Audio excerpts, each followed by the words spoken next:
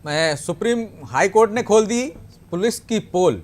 आपको जानकारी होगी कि मुख्यमंत्री शिवराज सिंह चौहान ने गृह विभाग की समीक्षा के दौरान चिन्हित अपराधों में कम सजा होने पर चिंता व्यक्त की थी। बावजूद पुलिस महकमे की नींद नहीं टूटी। अब हाईकोर्ट जबलपुर ने एक मामले में जब गृह मंत्री डॉक्टर नरोत्तम मिश्रा के गृह जिले के वारंट संबंध के बारे में जानने के लिए रजिस्टर तलब किया तो पुलिस महकमे की कलई खुल गई।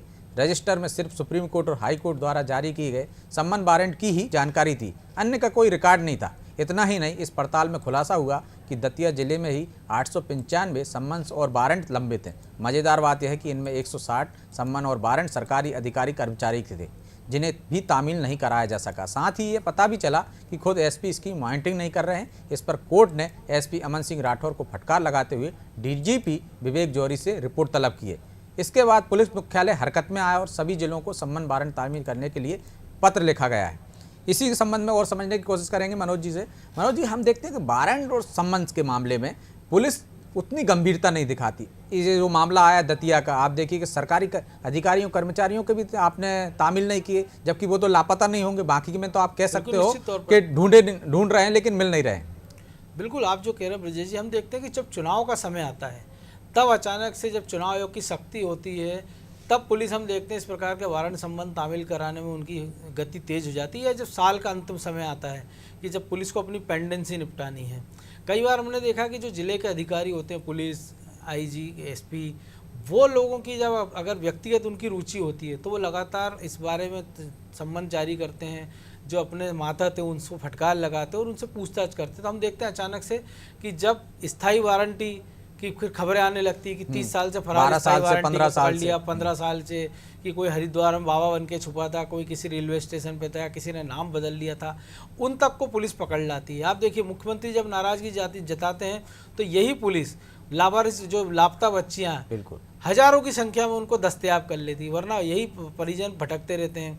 तो ऐसे इन संबंधों में होता है कि पुलिस की जान तौर पर ज़्यादातर रुचि होती नहीं, क्योंकि ज़्यादातर उनका फोकस रहता है कि लॉ एंड ऑर्डर में हो या वीआईपी ड्यूटी में लगे रहते। और जैसा आपने जो कहा कि अगर महकमे के अधिकारियों के बारे में आपको जानकारी है कि फलाना एसडीओपी या डीएसपी का ट्रांसफ़र कहाँ हुआ है, फलाना सीएसपी कहाँ चला गया है, उनकी पोस्टिंग कहाँ है, अगर ये भी इसका भी कोई एक ऐसा आपको नहीं लगता कि एक ऑनलाइन सिस्टम बना देना चाहिए कि जिस पर लापता या जिस तरह से हम बाकी के लोगों की जानकारी रखते हैं कि वारंट और सम्मन किसके बारे में जारी हुआ है और कौन कब से तामील नहीं हो पाया है, तो इससे जो बाद में एक तरह से मॉनिटरिंग अच्छी हो सकती है पीएचक्यू स्तर पर।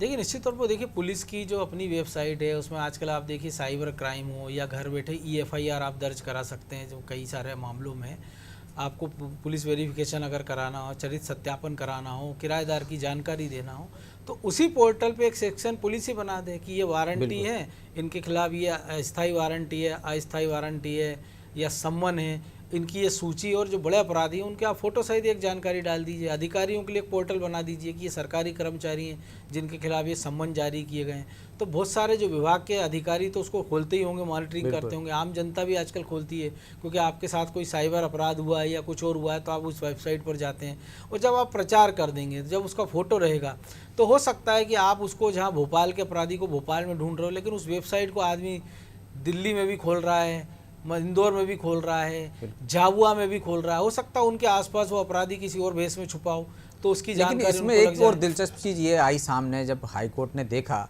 कि वो रजिस्टर तलब किया तो उसमें सिर्फ सुप्रीम कोर्ट और हाई कोर्ट से जो वारंट और सम्मन जारी हुए थे उनका ही लेखा जोखा था।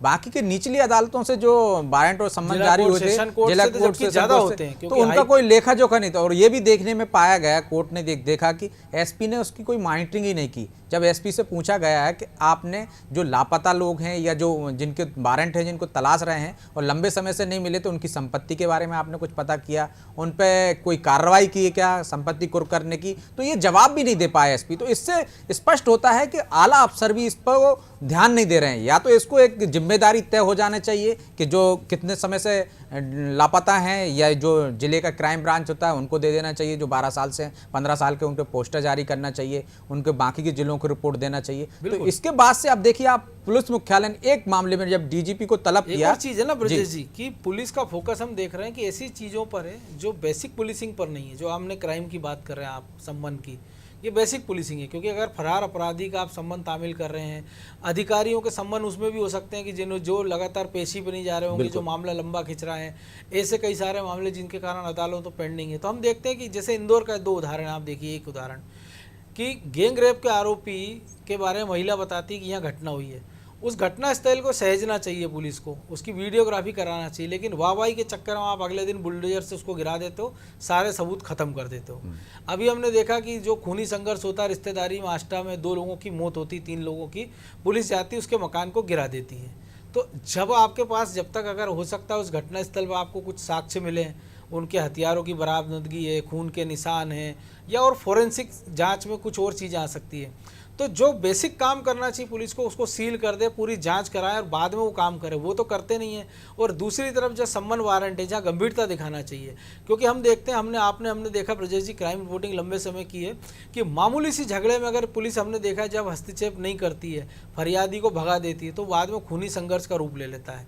अभी हमने अभी छोला थाने का एक मामला आपके संज्ञान में होगा कि देखा किस तरह से 155 की कार्रवाई कर दी, उसके घर में मारपीट की और लड़की से छेड़छाड़ की, बाद में जब अधिकारियों के संज्ञान में आया तब गंभीर धाराओं में अपराध दर्ज करना पड़ा। अभी एक युवक की मौत के मामले हमने देखा, पुलिस ने साधारण धाराओं में 323 साधारण मारपीट का मामला दर्ज किया था, 1 सप्ताह के अंदर उस युवक की मौत हो जाती। तो आप इससे अंदाज लगाइए कि आप कितनी लापरवाही इस काम में बरती जा रही है। तो जो बेसिक पुलिसिंग है कि अगर आप वारंट संबंध तरीके से तामील करा रहे हैं, आपकी रात्रि गश्त अच्छी हो, आपके चेकिंग पॉइंट मजबूत हो, तो आधा क्राइम तो आप वैसे ही कंट्रोल कर सकते हैं। निश्चित तौर पर वारंट तामील होंगे। हम देखते हैं कि जो लंबे समय से फरार हैं उनमें कई अपराधियों के भी वारंट होते हैं। यदि वारंट तामील होंगे तो निश्चित तौर पर अपराधों पर अंकुश लगेगा। और जो निगरानी एक तंत्र था पहले, वो तंत्र कहीं खराब हो गया है या कहीं ब्रेक हो गया है। मनोज जी, जो अपराधी जेल से छूटते थे उन पर पुलिस निगरानी करती थी, लेकिन आजकल ऐसा पाया नहीं जाता। अब देखिए, आप सिमी के 2 आतंकवादियों को हाल ही में पकड़ा है, लगातार पेशी पे नहीं जा रहे थे, वो खंडवा में रह रहे थे। हमने कोरोना काल में देखा कि कितने लोग पेरोल पर जिनको छोड़ा गया था लंबे समय तक लौटे नहीं। चलिए, अब पावर कॉरिडोर में बस इतना ही। अगले हफ्ते मिलेंगे सरकार के कुछ नए फैसलों की अंतर्कथा के साथ। तब तक के लिए हमें दीजिए इजाजत और आप देखते रहिए अनादि टीवी। नमस्कार।